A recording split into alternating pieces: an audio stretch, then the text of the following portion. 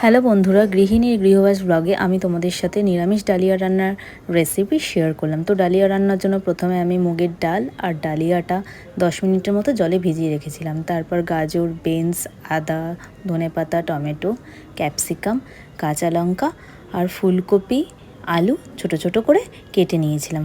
ফোড়নের জন্য রেখেছিলাম তেজপাতা, দারচিনি, এলাচ, লবঙ্গ, সাদা জিরে। আর এদিকে মশলার মধ্যে রেখেছিলাম হলুদ, জিরের গুঁড়ো, ধনের গুঁড়ো, কাশ্মীরি লঙ্কার গুঁড়ো, নুন, চিনি। তো এবার আমি গ্যাসে কড়াইটা বসালাম।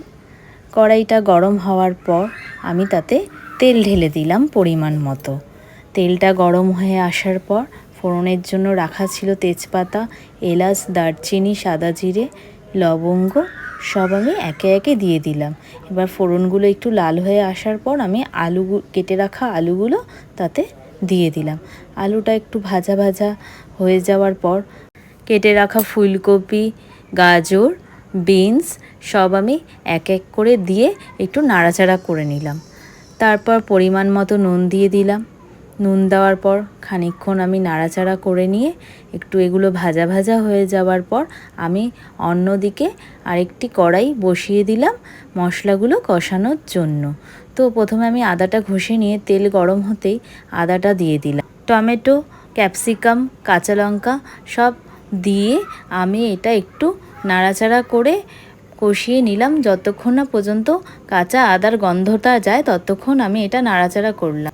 তারপর হলুদ গুঁড়ো, জিরের গুঁড়ো, ধনের গুঁড়ো, কাশ্মীরি লঙ্কার গুঁড়ো, চিনি, নুন সব মশলাগুলো দিয়ে আমি এটাকে কিছুক্ষণ নাড়াচাড়া করে তারপর আমি পরিমাণ মতো এতে একটু জল ঢেলে দিলাম। তারপর জল যখন কমে গিয়ে ওপরে তেল ভেসে উঠলো তখন আমি মশলাগুলো নিয়ে সবজির মধ্যে ঢেলে দিলাম। তারপর সবজিগুলোকে ভালোভাবে মশলার সাথে মিশিয়ে নিয়ে ভিজিয়ে রাখার ডালিয়াটা আমি সবজিগুলোর মধ্যে দিয়ে দিলাম। তারপর এটা কিছুক্ষণ নাড়াচাড়া করে নিয়ে এতে আমি পরিমাণ মতো জল ঢেলে দিলাম। এবার কিছুক্ষণের জন্য 10 মিনিটের মতো আমি এটাকে ঢেকে দিলাম। 10 মিনিট পর আমি ঢাকনাটা নাবিয়ে নিলাম এবং একটু নাড়াচাড়া করে নিয়ে এতে পরিমাণ মতো ঘি, গরম মশলা দিয়ে দিলাম। দিয়ে এটা খানিকক্ষণ নাড়াচাড়া করে নিলাম। রেডি হয়ে গেছে আমার নিরামিষ ডালিয়া। যদি তোমাদের এই রেসিপিটা ভালো লেগে থাকে তবে অবশ্যই আমায় কমেন্ট করে জানিও।